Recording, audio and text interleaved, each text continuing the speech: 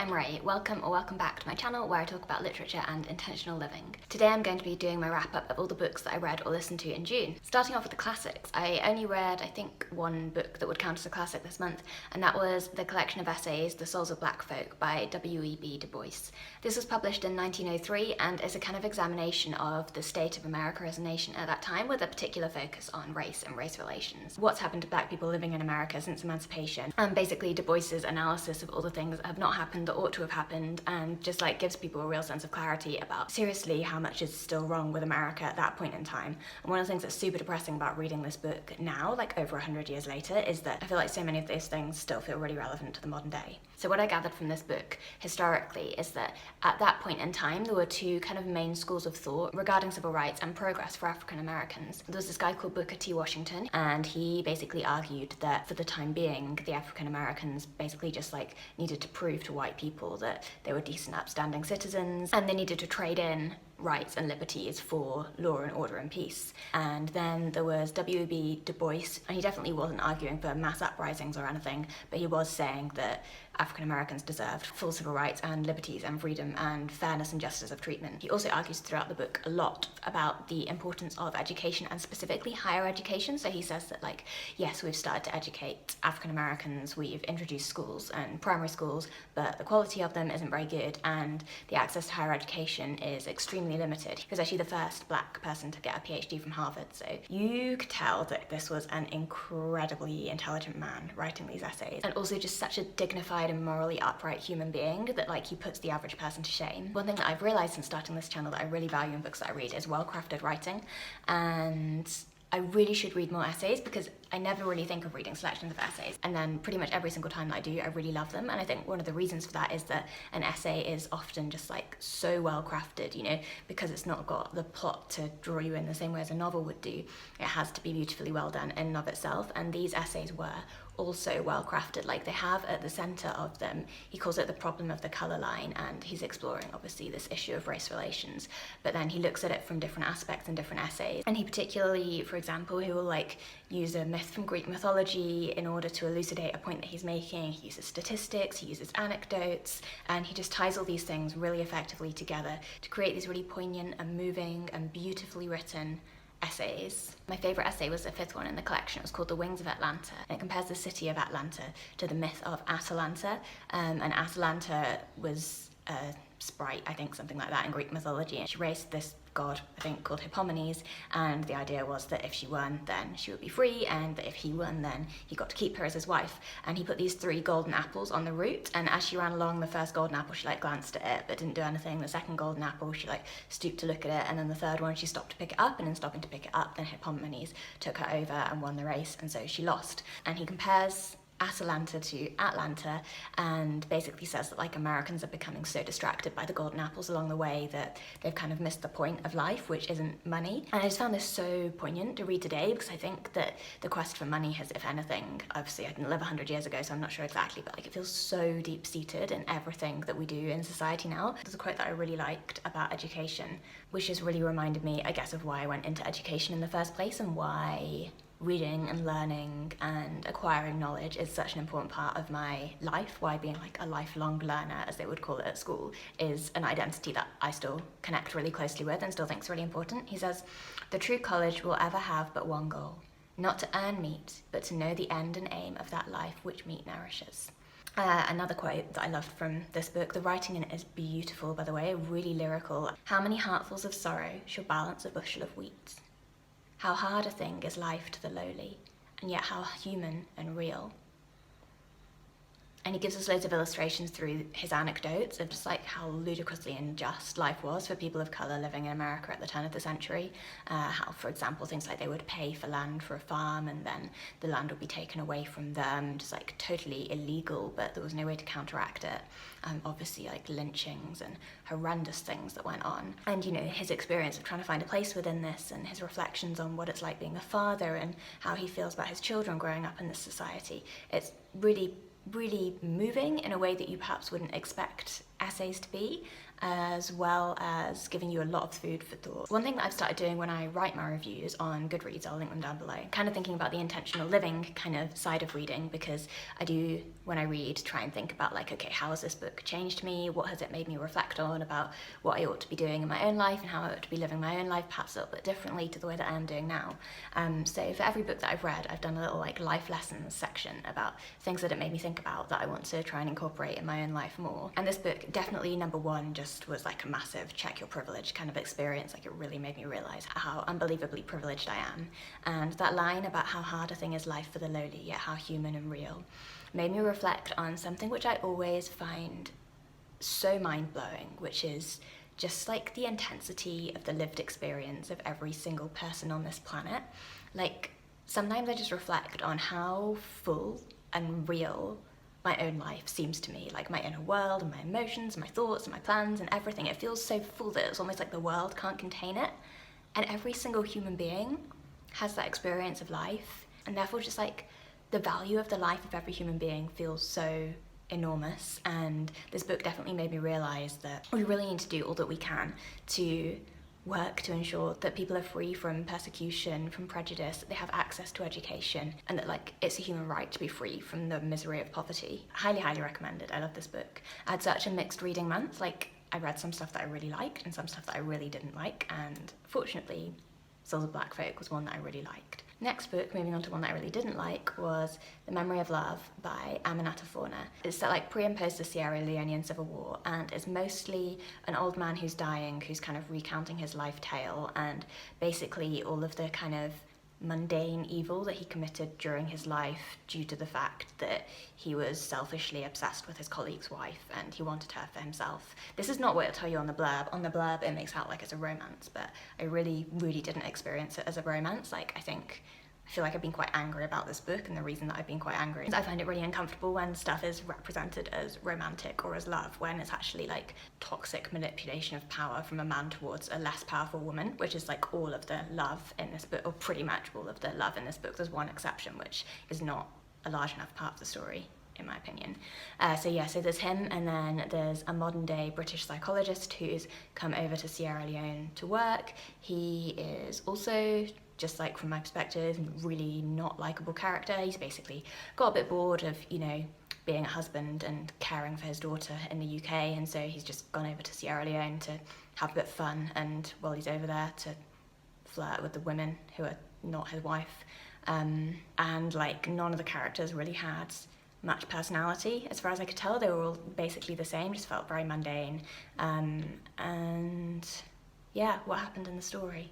Can't remember what happened in the story. I read this like a week ago, and it's like 500 pages, so I guess stuff happened. It did explore, interestingly, the kind of psychology of a nation that's been traumatized by a war, and the fact that like basically every single citizen has PTSD, and how do you help people to deal with that trauma when it's on such a grand scale? Like, most people are just trying to ignore it and get on with their lives, which I think is why the war is barely mentioned in here. Like, I think that's the point that it's trying to make. But yeah, I just found it to be really lacking in female characters. Like 90% of the time was just spent with really boring and unpleasant and manipulative selfish men, which just like isn't how I want to be spending my leisure time. Sorry, camera just died. My main takeaway from this was the idea of the mundanity of evil, which I think is a really interesting one. So that like, through really small, seemingly unimportant actions and inactions, we can actually have quite profound effects for bad. There's quite a lot in here of characters just like neglecting to do things that should be done at times when they ought to be done, or choosing to do something that doesn't need to be done. These things can escalate to form much larger scale evil than you would necessarily assign to each of the individual actions. So it was a good reminder to really work to do the right thing in those times. But overall, this book was long, and I didn't enjoy it at all. I kind of wish I'd DNF'd it, but there you go. I'm not very good at not finishing things. I always feel like maybe they'll recover themselves, and this one unfortunately didn't. So that was the first book that I didn't particularly enjoy of the month. I'll do the other books that I didn't particularly enjoy now, and then I'll sandwich on the last book that I really loved at the end, so that, you know, we start on a high and we end on a high. So the next books that I listened to, I found these so hard to review because I have such mixed feelings about them. This was a series of 4 books that start off with a book called When Calls the Heart, and they're by Janette. They're Christian historical fiction. This is literally the first time that I've ever read any Christian literature in my life, and I'll explain why I picked them up first, because they sort of feel a bit random. I saw Kate Howe, who's a booktuber who I have quite similar taste with in a lot of things, post just on her Instagram that she had read this first one, When Calls the Heart, and had like completely binged it. It was really, really good, and so that's what gave me the idea for that. I also saw on Netflix that was a TV series that looked really sweet and kind of Little House on the Prairie-esque, which is definitely like one of my comfort TV series, and so I thought this would be the kind of thing that I would enjoy. And I was also intrigued by, with it being Christian historical fiction, I realised that a lot of books that I read, which like don't count as Christian fiction, but just because they happen to be written 100 years ago, they include like references to Christianity throughout, and that never bothers me. In fact, often I quite like it. Like, I don't mind a little bit of open moralizing in a book, so I thought it wouldn't bother me, and it really actually didn't. Like, the Christian side of it mostly was not an issue. The first book I did enjoy. I actually really enjoyed it. I kind of enjoyed it in spite of myself, because it starts off and it does feel dated. Like, within the first few chapters, you have the father buys his daughter a hat because he knows that pretty things are the antidote to feminine woes, even though his daughter's actually going through like quite a big life crisis and probably needs more than a hat.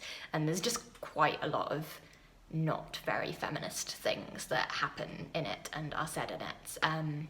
But apart from that, it was just kind of exactly what I wanted it to be. It's about this young girl called Elizabeth, and she goes off west across Canada to teach at a really rural school in a village that's never had a school teacher before. There's like a romance that happens while she's there, but a lot of the story is really just her day-to-day, like arriving in a new place with new people, getting to know people, working out how to run the school.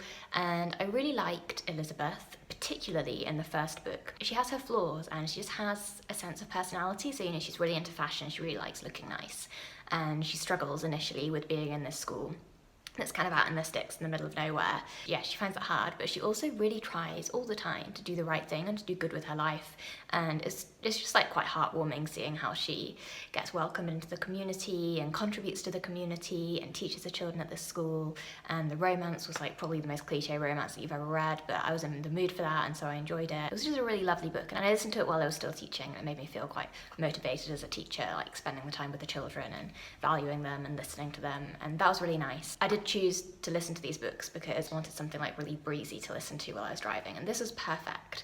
And I did kind of fall in love with both of the main characters. Like, I felt really fond of Elizabeth, and Wynne, the love interest as well, was just like your classic only exists in a story, very handsome, very charming, very proficient at everything that he ever sets his mind to kind of guy. So yeah, really enjoyed that, felt really fond of it. And then moved on directly to the next book in the series. And this is where they start to go a bit off the rails. And I've had to really like do some soul searching as to why I listened to the next 3 books. I've come up with some reasons, but firstly I'll give you a quick overview to the plot of the next 3 books. It's quite different. Like, the first book would have worked really nicely as a standalone book, and I really wish it had just been left as a standalone book. Basically, Elizabeth gets married to this guy who's a Mountie, which I've never heard of them before, but apparently it was a thing in Canada, like the mounted policemen, and they were like posted to really rural parts of Canada to keep law and order and provide first aid for, largely, it seems, according to the way that the stories goes, for the indigenous people who are living there. And I feel like this would be a really interesting thing to read about historically, because I genuinely don't know, like, he's portrayed in this book like his job and the job of the Mounties is the best thing and the most noble thing ever, but I have my suspicions that there might be some quite problematic history behind that. I know that like the whole treatment of First Peoples in Canada, the history of that is horrendous, and it's something that I really need to learn a lot more about. So in the next 3 books, Elizabeth and her husband get posted to these various remote villages of First Peoples living in Canada, and you know, he does his job there and she tries to settle into the community. But these books are really dated. They're written in the 80s, which doesn't feel that long ago to me, but they feel like they were written about 100 years ago in terms of some of the attitudes towards the indigenous peoples. Just the attitudes were not good, and I think for that reason these books probably deserve to, you know, die a death and not be read anymore. The reasons that I did read them, I think, firstly, the way that these books are written, there's like no distinction between one book and the next book. So the final 3 books in the series, I'll have them up somewhere on the screen, but like, I literally couldn't tell you the names of the order that they came in. It really just felt like books 1 to 4 were effectively one long novel that had randomly being chunked into 4 sections and then sold as such. Like, every book almost feels like it finishes mid-chapter, and so you kind of like want to read the next book to find out what happens. Also, the writing style was like super easy listening. Like I said, I got them to listen to on my commute, and they were literally just like so easy to have on listening to in the background while I was driving or while I was doing little jobs around the house, and I was sort of a bit too lazy to try and look for something else that would fill that role. Also, I did become really fond of Elizabeth, the main character in it, and I think I empathised with her quite a lot because my position in life is kind of comparable to hers in that my fiancé travels and lives abroad a lot for his job, and I have chosen to go with him, which is like absolutely my choice. I wouldn't choose to do anything else. However, if I were single, I probably wouldn't be living in the DR Congo right now. And so I think I just like really empathized with Elizabeth in the fact that she's not necessarily living the kind of lifestyle that she would initially have chosen, and she has the challenges of like settling in a new place, but whereas her husband's already got a job and got like an in that new place, she doesn't have that to the same extent, and that's really hard for her, and sometimes she's like painfully lonely and she finds it really difficult, and yeah, I really empathized with her for that. So yeah, I think those are the things that I liked about them, but I couldn't get over the fact that these have dated horribly and they just now do feel like an uncomfortable book. Takeaways that I got from them though, there was one scene in the beginning of the second book which actually I think will really stay with me and which I really liked, where Elizabeth is getting ready for her wedding day and she's like completely wrapped up in her own to-do list. She's got loads to do, she's getting on with it all the time, busy, and then she realises that her little niece who she's living with is like really down and feeling really sad and really left out. And she just kind of has this moment of revelation where she realises that she's been so caught up in her own affairs that she hasn't noticed how other people around her are feeling. And so she decides to spend a whole day like going out with her niece and buying her ice cream and just having a nice time and making her feel really treasured and special. And this reminded me how incredibly easy it is to get so wrapped up in our own projects that they feel like they're the most important thing in the world, and I'm definitely guilty of this. Like, I really do enjoy kind of ticking through my to-do list and getting on with my own stuff, but sometimes that can distract us from looking around us and seeing what the right thing to do is, and like the right thing to do isn't always the way that we've preordained our day is going to be spent. Like, often that is taking a moment to realise that we should call a relative, or we should talk to the person next to us who's looking a little bit down, or we should cook a nice meal for our partner because they've had a hard day at work, or whatever it is. I thought that was a good little life lesson and reminder and takeaway from it. Finally, the last book, and probably my favourite read of the month, A Sky Painted Gold by Laura Wood. This is a young adult story that tells the tale of Lou, who's living on the coast in Cornwall. She's about 17 years old. Her older sister, who she kind of lives in the shadow of, like she's like her best friend, but she's also somebody that she constantly feels inferior to. Her older sister has just got married and moved out of the house, and Lou is just like not sure what to do with her life. She's finished school, but she doesn't have a job that she's doing, and she also doesn't have anybody that it looks like she's going to marry anytime soon. And she feels like the only choice open to her is marriage, but she doesn't know who to marry. She just basically doesn't know what to do with her life. And then there's this big grand house that's over on an island right next to her village, and in move the Cardew family, who are this super rich, Great Gatsby-esque family, and she just kind of becomes caught up in their lives for the summer, and it's about her relationships with them and how she grows and develops as a person. And there's also a romance in here, which is also really sweet and really nicely done. And I just love this. Like, it was wonderful. It was such a delight. I read it really quite quickly. I enjoyed every second that I was with it. Characters were all lovely. The writing's gorgeous. Laura Wood's young adult books I rave about quite a lot on this channel because I just like enjoy them so much. Like, we read for numerous reasons, and all of the different reasons for reading are equally valid. But like, sometimes I forget just how incredibly valid is the reason of enjoyment, and I really enjoyed this book. In terms of like little life lesson takeaways, one of the things that Laura Wood always does, which I think is so lovely, is she basically shows characters like positively scripting other characters. So you always start off with a character who's just not that confident in themselves yet. They don't really appreciate that they have skills and that they have things to give to the world, and then you just see them like find a group of people who value them, and that group of people, just by praising them and by encouraging them and by helping them, like for example, one of the things that seems to be quite a recurring theme is the idea of expressing yourself through clothing. So you know, the characters always come in at the beginning of the book wearing these battered hand-me-downs from childhood, and then one of their older, more experienced characters will lend them or give them some clothes which is like way nicer and way more suited to them and make them feel so much more confident and make them feel like themselves. And yeah, it's really lovely seeing the power that we have to uplift and to help other people, and I always really enjoy that in Laura Wood's books. Something else that was a bit of a theme in this one that I thought was really nice was just the idea of like being a true and genuine friend. So it's really nice to see not only how the characters kind of support and uplift Lou, but also how she, just by being honest and decent and kind and like a genuine friend to these really wealthy people around whom a lot of people are only kind of gathering because there's money involved, just to see how much her genuine friendship matters and helps them. This was an absolute joy. It's been an interesting reading month, as you can tell from these reviews. Not my best ever, but I'm very grateful to this book. It's emitted a ray of sunlight in my reading life. Do let me know down below what you thought of any of these books, if you read them, or what you were reading in June, if you read something good and you've got any recommendations. I always love hearing them. Thank you so much for watching. I'll see you in the next video. Goodbye.